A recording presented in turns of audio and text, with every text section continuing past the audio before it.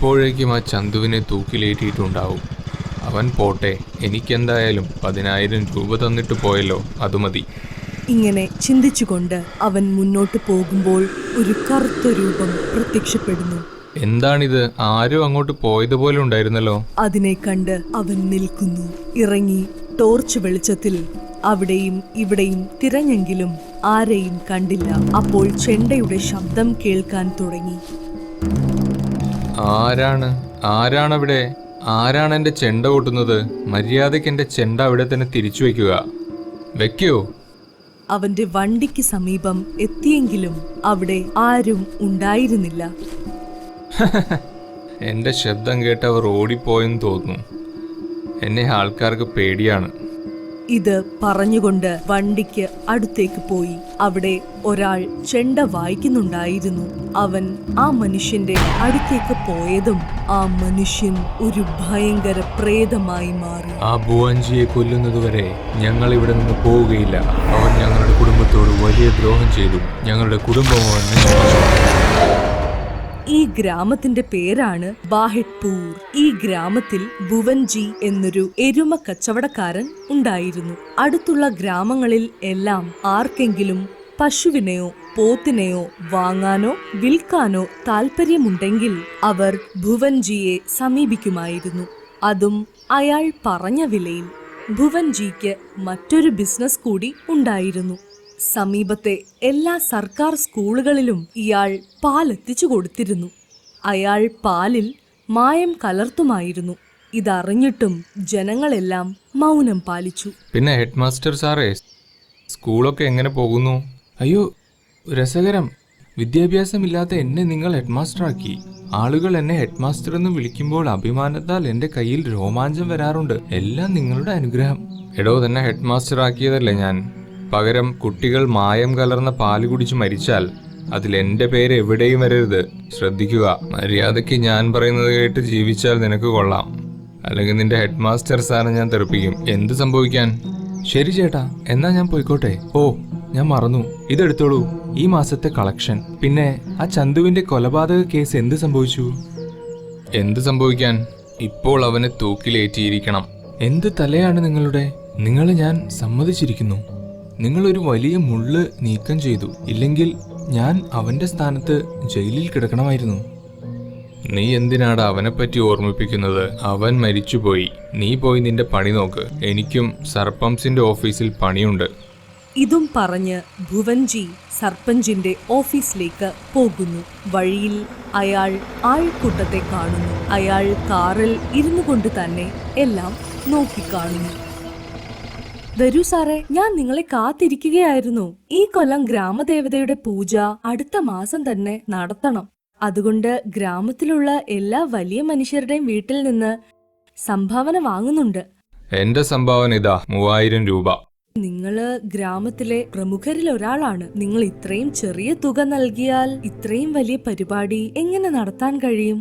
ഈ 3000 തന്നെ കൂടുതലാണ്. ഗ്രാമത്തിലെല്ലാവർക്കും ചെണ്ട കൊട്ട് നടത്തിക്കൊടുത്താൽ മതി. കുറച്ചു ദിവസമായി ആ കൂട്ടുകാരനെ കാണുന്നില്ല. എന്തുപറ്റി? കുറച്ചു ദിവസങ്ങൾക്ക് മുമ്പ് നഗരത്തിൽ ജോലിയുണ്ട് എന്ന് പറഞ്ഞു പോയതല്ലേ. ഇതുവരെ വന്നിട്ടില്ല. എന്തായാലും കുഴപ്പമില്ല. പരിപാടിക്ക് ഇനിയും ഒരു മാസമുണ്ടല്ലോ. ഇങ്ങനെ പറഞ്ഞുകൊണ്ട് ഭുവൻജി വീട്ടിലേക്ക് മടങ്ങുമ്പോൾ ആ തിരക്ക് കണ്ട് വണ്ടി നിർത്തി. ആ കൂട്ടത്തിൽ നിന്നും ഒരാൾ ഓടി വരുന്നു. സാറേ, ആരോ നമ്മുടെ ഗ്രാമത്തിലെ ചെണ്ടക്കാരനെ വെട്ടി കഷ്ണങ്ങളാക്കി എന്ന് കേൾക്കുമ്പോൾ തന്നെ ഭുവൻജി വേഗം കാറിൽ നിന്ന് ഇറങ്ങി. ചെണ്ടക്കാരന്റെ മൃതദേഹം കണ്ട് പേടിച്ച് വീട്ടിലേക്ക് പോകുന്നു. അതേ രാത്രി ഹെഡ്മാസ്റ്ററും ഭാര്യയും വീടിന് മുൻപിൽ ഇരിക്കുകയായിരുന്നു. അപ്പോൾ ഒരാൾ അവരുടെ അടുത്ത് വന്ന് പറഞ്ഞു, സഹോദര, എനിക്ക് മറ്റൊരു ഗ്രാമത്തിലേക്ക് പോകണം. പക്ഷെ രാത്രി ആയതിനാൽ എനിക്ക് എന്റെ കാളവണ്ടിയിൽ ഗ്രാമത്തിലെത്താൻ കഴിയില്ല.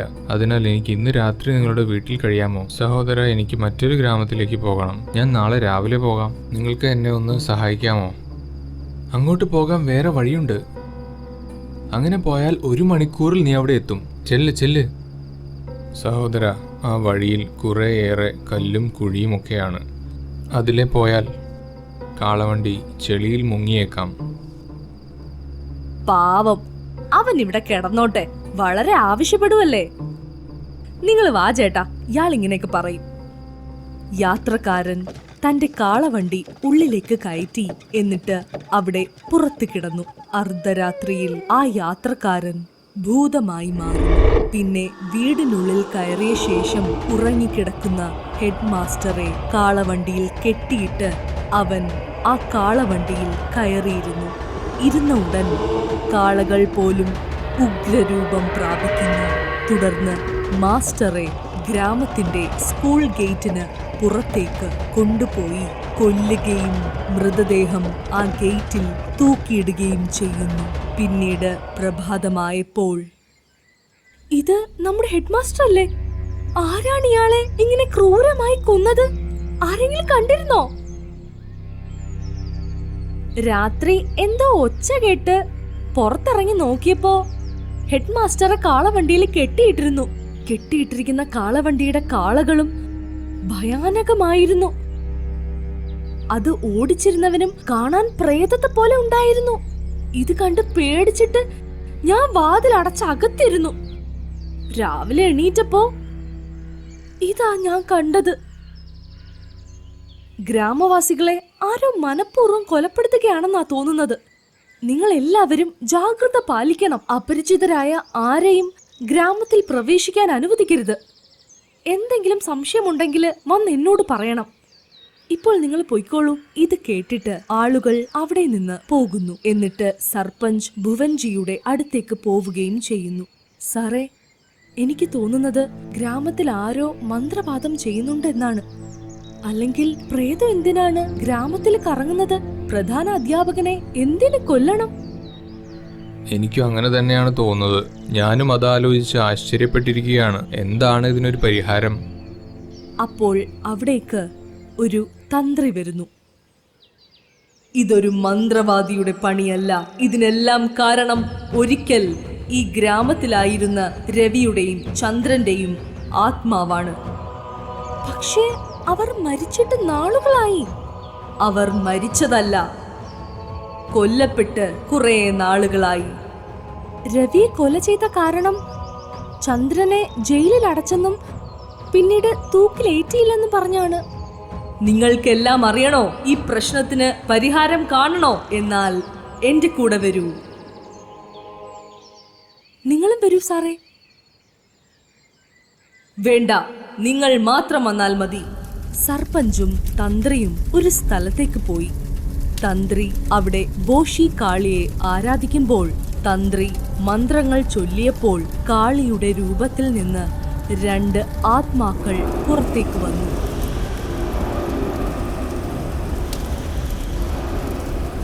നിങ്ങൾ ആരാണ്? നിങ്ങൾ എന്തിനാണ് ഈ ഗ്രാമത്തിലുള്ളത്? എന്തിനാണ് നിങ്ങൾ ആളുകളെ കൊല്ലുന്നത്? ആ ഭുവൻജിയെ കൊല്ലുന്നതുവരെ ഞങ്ങൾ ഇവിടെ നിന്ന് പോവുകയില്ല. അവൻ ഞങ്ങളുടെ കുടുംബത്തോട് വലിയ ദ്രോഹം ചെയ്തു. ഞങ്ങളുടെ കുടുംബം അവൻ നശിപ്പിച്ചു.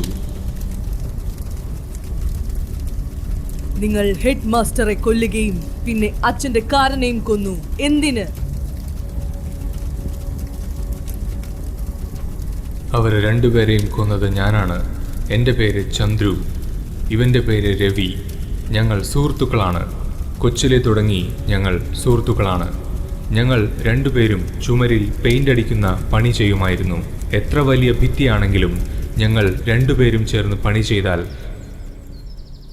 പെട്ടെന്ന് തീരുമായിരുന്നു. ഒരു ദിവസം ഞങ്ങളുടെ സ്കൂൾ പെയിന്റിംഗ് കരാർ ഞങ്ങൾ ഏറ്റെടുത്തു. എടാ രവി, ഇന്ന് സ്കൂളിന്റെ മുൻവശത്തെ മതിലിന്റെ പണി നടക്കും. നാളെ നമുക്ക് മുൻവശത്തെ മതിലിന്റെ പെയിന്റിംഗ് തുടങ്ങണം. എടാ ചന്തു, നമ്മൾ 2 പേരും ഒരുമിച്ച് പണിയെടുത്താൽ 3 മണിക്കൂറിൽ പണി തീരും. പിന്നെ എനിക്ക് ഗ്രാമത്തിൽ പോകേണ്ട കാര്യമുണ്ട്. എന്തിനാണ് ഇത്ര തിടുക്കം? ഞാനൊരു പെണ്ണിനെ കാണാൻ പോകുന്നു, അതുകൊണ്ടാണ്. ആഹാ, അങ്ങനെയാണെങ്കിൽ ഇപ്പോ നിന്റെ വീടും പെയിന്റ് അടിക്കേണ്ടി വരുമല്ലോ.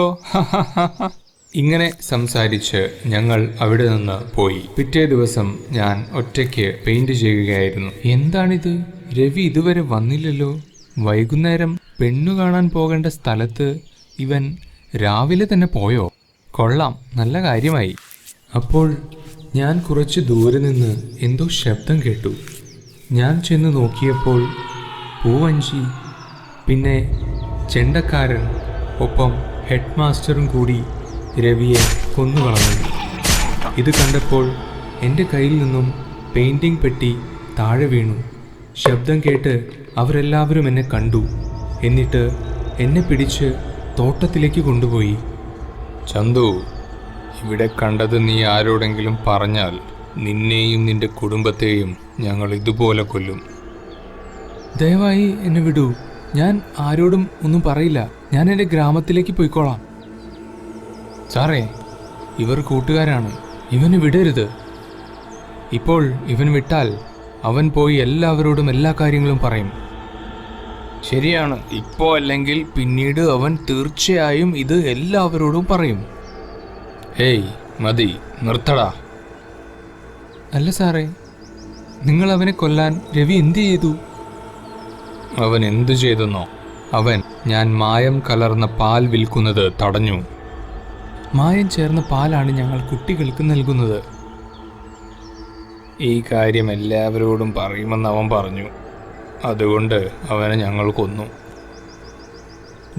മതിയാക്ക്, അല്ലെങ്കിൽ രവിയെ കൊന്നത് നീയാണെന്ന് നാട്ടിൽ മൊത്തം ഞങ്ങൾ പറയും. അപ്പോൾ പിന്നെ നിനക്ക് ജയിലിൽ പോയിരുന്ന് ചെണ്ട കൊട്ടാം. അയ്യോ സാറേ, ഞാനൊന്നും പറയുന്നില്ലേ. നിങ്ങളിപ്പോൾ പറഞ്ഞതുപോലെ തന്നെ ചെയ്താലോ? ചന്തു തൻ്റെ സുഹൃത്തായ രവിയെ കൊന്നു. ഇത് നാട്ടുകാരോട് പറയുക. എന്നിട്ട് ചന്തുവിനെ ജയിലിലയക്കാം. നിങ്ങൾ പറഞ്ഞത് ശരിയാണ് ഹെഡ് മാസ്റ്ററെ, അങ്ങനെ തന്നെ ചെയ്യാം. രവിയെ ഞാനാണ് കൊന്നതെന്ന് നാട്ടിൽ മുഴുവൻ പാട്ടാക്കി. അങ്ങനെ എനിക്ക് ജയിൽ ശിക്ഷ ലഭിച്ചു. ജയിലിൽ റിസർച്ച് എന്ന പേരിൽ എന്നെ കൊന്നുകളഞ്ഞു. എന്നിട്ട് അവിടെ കുഴിച്ചിട്ടു. കുറച്ച് ദിവസങ്ങൾക്ക് ശേഷം തടവുകാരൻ ജയിലിൽ നിന്ന് രക്ഷപ്പെടുന്നു. അങ്ങനെ അവൻ്റെ കൂടെ ഒരു കയറിൽ കുടുങ്ങി ഞാൻ പുറത്തു വന്നു. എന്നിട്ട് ഞാൻ ചെണ്ടക്കാരനെയും ഹെഡ് മാസ്റ്ററെയും കൊന്നു. ഇനി ഭുവഞ്ചിയെ കൊല്ലണം. നിങ്ങൾക്ക് ഒരുപാട് കഷ്ടപ്പെടേണ്ടി വന്നു. എന്നാൽ ഇപ്പോൾ ഞാൻ നിങ്ങളെ മറ്റാരെയും കൊല്ലാൻ അനുവദിക്കില്ല. ഇത്രയും പറഞ്ഞുകൊണ്ട് അവർ മന്ത്രം ചൊല്ലാൻ തുടങ്ങി. ആ മന്ത്രിമാരിൽ നിന്ന് ചന്ദ്രന്റെ ആത്മാവിന് പുറത്തു വരാൻ കഴിഞ്ഞില്ല. അങ്ങനെ രവിയുടെ ആത്മാവ് ചെന്ന് ചന്ദ്രന്റെ ആത്മാവിനെ ചേർന്ന് ഭയങ്കരമായ ഒരു രാക്ഷസന്റെ രൂപം സ്വീകരിച്ചു. എന്നിട്ട് മതിലുകൾ തകർത്തുകൊണ്ട് ഭുവഞ്ചിയുടെ മുന്നിൽ പ്രത്യക്ഷപ്പെട്ടു. ആ സമയം ഭുവഞ്ചി വീട്ടിൽ ഉണ്ടായിരുന്നു. ആരാണ് നിങ്ങൾ? ഉച്ചത്തിൽ ചിരിച്ചുകൊണ്ട് രണ്ട് പ്രേതങ്ങളും ചേർന്ന് അവനെ വായുവിലേക്ക് കൊണ്ടുപോയി. ഒരു പ്രേതം അവന്റെ തൊണ്ട അറുത്തു. മറ്റേ പ്രേതം അവന്റെ ശരീരം പിടിച്ചു വലിച്ചു. ഭുവഞ്ചി മരിച്ചു. എന്നിട്ട് രണ്ട് പ്രേതങ്ങളും വളരെ ഉച്ചത്തിൽ ചിരിച്ചുകൊണ്ട് വായുവിൽ ലയിച്ചു. തന്ത്രിയും സർപ്പഞ്ചും ഗ്രാമവാസികളോട് മുഴുവൻ കഥയും പറഞ്ഞു. അപ്പോൾ ഗ്രാമവാസികൾ ആശ്വാസത്തിൽ നെടുവീർപ്പെട്ടു.